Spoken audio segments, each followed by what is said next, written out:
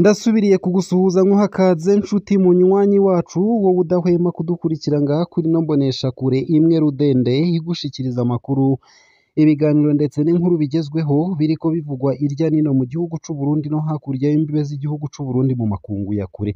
Ndaguhaye kaze, ndaguhaye mwiriwe cange mwaramutse bivanye n'aho udukurikira uherereye kuri uwu munsi wa kane igenekerezo rya 21 Munyonyo 2024. Ico utegerezwa gusa ni ugufyonda sabone cange subscribe nawe utarafyondako hama ukabandanya ushikirwa n'amakuru, ibiganiro n'inkuru tubandanya gushikiriza. Ano makuru nonyemerere nyatangurire kuri ino nkuru ivuga ko imyidogo ari myinshi mu mabohero ku bijanye na rya sekeza ryo kurekura abafungiwe ivyaha bito bito.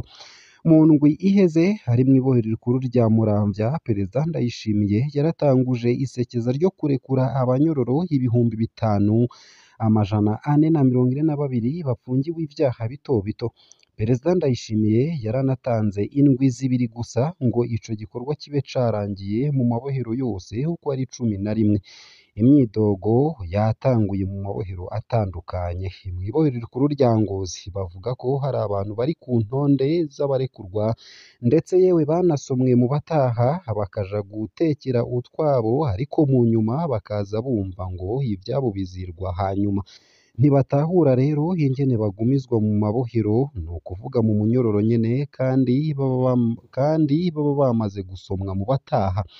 Mw'ibohero rikuru rya Mpimba naho nyene ishavu riraniga ku banyororo bakurwa ku ntonde, abandi bamaze gusomwa mbere yewe banahejeje gutekera bakaza bumva ngo ntibataha. Hari uburorero bw'abanyororo bavugwa ko bamaze gusomwa na Procureur General wa Repubulika Leonard Manirakiza, ndetse yewe yanababajije amazina y'abatwara imitumba n'amakomine hama bakavuga bavukamwo, hama bakamwishura ko batabazi kubera nyene bapfunzwe imbere yo mu mwaka w'2020, nawe agaca abagumiza mu Mpimba. Hari abidoga ko bamaze imyaka barahejeje umunyororo cange se nyene barejejwe, ariko bakaba batariko bararekurwa, ndetse yewe bagasanga batariko ku ntonde z'abahawe ico kigongwe. Mu Mpimba bakaba bifuza ko intonde z'abarekurwa zomanikwa bikareka kuba ibintu binyegeje. Aho mu Mpimba ico gikorwa catanguye ku wa gatandatu uheze, n'uyu munsi yewe kiraza kubandanya. Hari amabohero igikorwa co kurekura abanyororo citezwe ko gitangura uno munsi. Hose abanyororo bifuza ko igikorwa coba ku mugaragaro ntihajemwo igipfungu. Kenshi iyo hatanzwe ikigongwe habamwo amanyanga menshi, imirwi ibijejwe igatangura kugurisha ico kigongwe, maze bamwe mu borekuwe bakagumizwayo cange bigatwara igihe kinini. Turasubiriye gusaba Perezida Ndayishimiye ko mu bigongwe atanga hakwiriye kwiyumvira abapfungiwe politike. Ntivyumvikana ingene kuva aza ku butegetsi izo nzirakarengane yama azikuramwo mu bo arekura. Biranababaje nyene.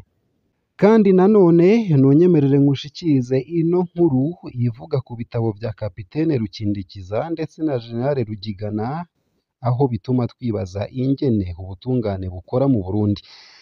Pacifique Ninahazwa ati naraye nkurikiye ikiganiro gikomeye ariko kitoroshe cabereye kuri Twitter cange X ejo ku mugoroba kw'igenekerezo rya 15 z'ukwezi kwa 11 2024. Ico kiganiro cari catunganijwe na Reyinoro Butari, abatumire yari Colonel Alfred Nkurunziza yahoze ari umushikiranganji wo kwivuna abansi kuva mu mwaka w'1997 gushika mu mwaka w'2000. Liyetona Jean Ngomirakiza, intwazangabo yonyene yapfungiwe igandagurwa rya Perezida Melchior Ndadaye, ndetse n'umumenyeshamakuru Innocent Muhozi. Hari abandi batari bake bafashe ijambo muri ico kiganiro.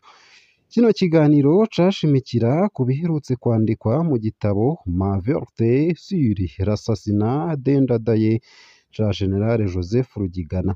Abatari bake baranagarutse ku gitabo Tarahiso u Burundi ca Kapitene Gratien Rukindikiza. Iki kiganiro cavugiwemwo ibintu vyinshi bihambaye cane ari navyo bituma umuntu yokwibaza ingene ubutungane bukora. Ibi bintu vyose vyobaye vyiza, ibi bintu vyose vyobaye vyiza iyaba vyaravugiwe mu rubanza rwa Perezida Ndadaye kandi rukaba ku mugaragaro, maze abarundi bose bakaronka umuco. Hano reka ndabasangize bimwe mu vyo numvise muri ico kiganiro, ariko mpere gato ku bijanye n'izi ntwazangabo zibiri Rukindikiza ndetse na Rugigana. Abadakunda inkuru ndende munyihanganire, Rukindikiza na Rugigana ni bande? Izi ntwazangabo ziheruka gusohora ibitabo bikomeye ku bijanye n'igandagurwa rya Perezida Melchior Ndadaye mu mwaka w'igihumbi kimwe amajana icenda na mirongo icenda na gatatu. Zose zari zifise amabanga ahambaye mu bijanye n'umutekano w'umukuru w'igihugu uwo mwaka. Kapitene Gratien Rukindikiza yari umukuru w'abasirikare bagendanira umukuru w'igihugu, ni ukuvuga Regarde du Corps. Igitabo ciwe Trahison u Burundi casohotse muri Gitugutu 2023. Gratien Rukindikiza avuga ko atari asanzwe ari umugenzi wa Perezida Ndadaye, ko babonanye ubwa mbere mw'ijoro ry'uwa gatatu z'ukwezi kw'indwi mu mwaka w'igihumbi kimwe amajana icenda na mirongo icenda na gatatu, mu gihe hari abasirikare bashatse kwica Melchior Ndadaye ataranarahira ngo abe umukuru w'igihugu, maze Gratien Rukindikiza arabangira kubera iryo joro ari we yararira aho Melchior Ndadaye yaba kuva atsinze amatora. Mu nyuma Perezida Ndadaye amaze kurahira yahavuye agena Kapitene Rukindikiza mu mabanga ahambaye yo kumucungera vya hafi. Mu gitabo ciwe Kapitene Rukindikiza yerekana ingene muri Gitugutu umwaka w'igihumbi kimwe amajana icenda na mirongo icenda na gatatu yarungitswe ire Maurice ku munota wa nyuma gutegura urugendo rwa Perezida Ndadaye, yongera ategekwa kugaruka mu Burundi inyuma y'itariki 21 z'ukwezi kw'icumi umwaka w'igihumbi kimwe amajana icenda na mirongo icenda na gatatu. Kapitene Rukindikiza akaba abona ko ibishoboka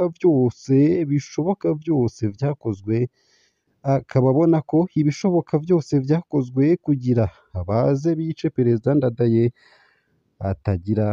atagira gitabara. Kapitene Rukindikiza yahavuye ahungira mu Bufaransa ku gutinya ko agarutse mu Burundi nawe yoshobora kwicwa. Letona Joseph Rugigana yatwara abasirikare bakoresha amablinde bari bajejwe gucungera ikirimba ca Perezida Ndadaye. Igitabo ciwe casohotse muri Gitugutu 2024. Muri ico gitabo havuga ivyo yakoze agerageza kugwanira Perezida Ndadaye kuwa 21 z'ukwicumi umwaka w'igihumbi kimwe amajana icenda na mirongo icenda na gatatu, mu gihe ikirimba c'umukuru w'igihugu cari catewe, kugeza aho ashobora kumusohokana ikirimba ari muri blinde, ingene yamushikanye mw'ikambi ya Camp Muha akamuhereza abari barongoye igisirikare c'u Burundi. Muri ico gitabo Joseph Rugigana havuga abo yagiriza ko bahemukiye umukuru w'igihugu. Igitabo ciwe kiragaruka cane ku ngorane yagize mu nyuma mu gisirikare kubera amabanga yarazi kw'igandagurwa rya Perezida Ndadaye. Colonel Nkurunziza na Lieutenant Ngomirakiza ntibemera ivyo General Rugigana yanditse. Mu kiganiro c'ejo, nka bamwe mu bagirijwe na General Rugigana, Colonel Alfred Nkurunziza ndetse na Lieutenant Jean Ngomirakiza bariyamirije rwose ivyo Joseph Rugigana yabanditseko. Colonel Alfred Nkurunziza aravuga ko atigeze aba muri Camp Muha igihe Lieutenant Joseph Rugigana yahashikana Perezida Ndadaye, akanongera ko ata wundi n'umwe yari bwigere avuga ico kintu mu myaka 31 iheze. Koloneli Nkurunziza yarababajwe cane n'ingene ubu ariho Rugigana aje kumwagiriza, kandi yararonse ahantu henshi yari kubivugira, na cane cane imbere y'umurwi wa ONU wabikoze k'amatohoza, be n'umurwi w'amatohoza wari ugizwe n'amashirahamwe mpuzamakungu yigenga.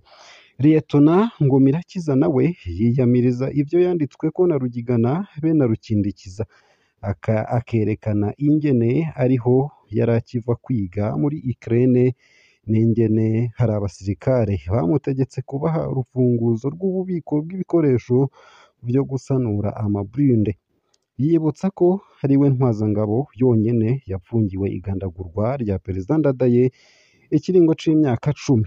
Liyetona Ngomirakiza aremeza ko azi vyinshi cane ku bijanye na dosiye y'igandagurwa rya Perezida Melchior Ndadaye kubera yafashe umwanya wo kubirondera mu myaka 10 yamaze apfunzwe. Koloneli Nkurunziza na Liyetona Ngomirakiza barababajwe n'ingene abanditse igitabo babagirije batabasavye ko nabo batanga umuco wabo. Abaremesheje ikiganiro barasavye Koloneli Nkurunziza na Liyetona Ngomirakiza ko botanga umuco wabo kuboba barateguye itembagazwa n'igandagurwa rya Perezida Melchior Ndadaye, ariko bavuze ko nabo atabo bazi. Bo nyabuna bagirije General Joseph Rugigana ko nawe afise uruhara rukomeye mu vyabaye, kubera ku bwabo bitumvikana ingene amaze gusohokana umukuru w'igihugu yashimye kumujana iyo abamwica bari aho ku bwabo Rugigana nawe ntiyera mu vyabaye. Mutama Mbonimpa nawe ati CNDD FDD ntishaka ukuri kubera nayo yihutiye kugandagura abazi ukuri. Mutama Petero Karaveri Mbonimpa yaribukije ko yakoranye rwose na Melchior Ndadaye aciyamamaza kandi ko yakurikiranye ibijanye n'igandagurwa ryiwe. Mbonimpa yibukije ingene ariwe yanyonga imodoka ya Melchior Ndadaye mu ntara zose, mu makomine yose, mu mitumba yose Ndadaye yagendeye mu kwiyamamaza. Yaribukije kandi ko aho hose umutekano wa Melchior Ndadaye wari mu minwe ya Kapitene Ildefonse Mushwabure kuva ico gihe c'imyiyamamazo kugeza arinde yicwa. Ku bwa Mbonimpa, Mushwabure nawe azi vyinshi yotanga. Mutama Petero Karaveri Mbonimpa yaribukije ko nawe yapfunzwe mu mwaka w'1994 maze asanga mu munyororo Liyetona Ngomirakiza n'abandi basoda bato bato, ni ukuvuga abasuzofisiye n'aba homme de troupe, bagirizwa urupfu rwa Perezida Ndadaye. Hano yavuze cane Liyetona Ngomirakiza, Sergent Chef Dominique Domero ndetse na Caporale Philibert Nduwumukama batazira kiwi.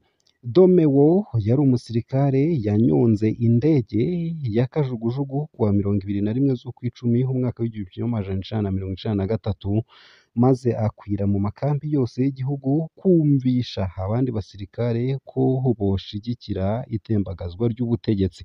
Mbonimpa akibaza iyo uwo musoda muto yakuye ubwo bubasha. Caporale Philibert Nduwumukama nawe yariyemereye mu nyuma ko ari we yishe Perezida Ndadaye amucumise imbugita y'inkoho yongera aramuniga. Mutama Mbonimpa yaravuze ingene abo basirikare bahenzwe ngo batoroke mu mpimba. Abavyemeye nka Dominique Domero baciye baraswa ku ruzitiro rw'ibohero. Ivyo vyakozwe kugira ngo ntibaze bamene ibanga ry'uwabatumye ivyo bakoze kuwa 21 z'ukwezi kw'icumi umwaka w'1993. Icatangaje Mutama Mbonimpa ni ingene intwaro ya CNDD FDD nayo yabandanije kwica abafise ico bazi ku rupfu rwa Perezida Ndadaye. Hano Mutama Mbonimpa yavuze ko umuntu wa mbere azi vyinshi ari Colonel Jean Bikomagu yatwara ibiro bikuru vy'igisirikare. Mbonimpa ntiyumva impamvu intwaro ya CNDD FDD yamwishe muri Myandagaro mu mwaka w'2015 akagenda atavuze ivyazi.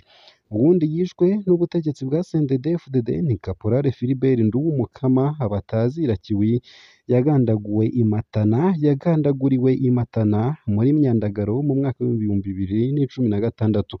Kiwi yafashwe na Komiseri Moise Harakaza batazira Nyeganyega, yari arongoye igipolisi muri komine Matana, acaja kumwicira ku musozi witwa Sanzu.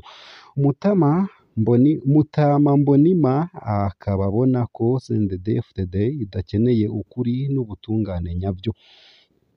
Hari n'abandi bamwunganiye ko na General Cyrille Ndayirukiye yahora avuga ko azi vyinshi, yari yitegurira kuzotanga umuco ku rupfu rwa Perezida Ndadaye none nawe yagiye atavuze vyinshi kuri ano makuru ndetse n'ino nkuru ni mukanyi mu yandi makuru mu gice ca kabiri ntuje kure ico utegerezwa gusa ni ukubandanya kumwe natwe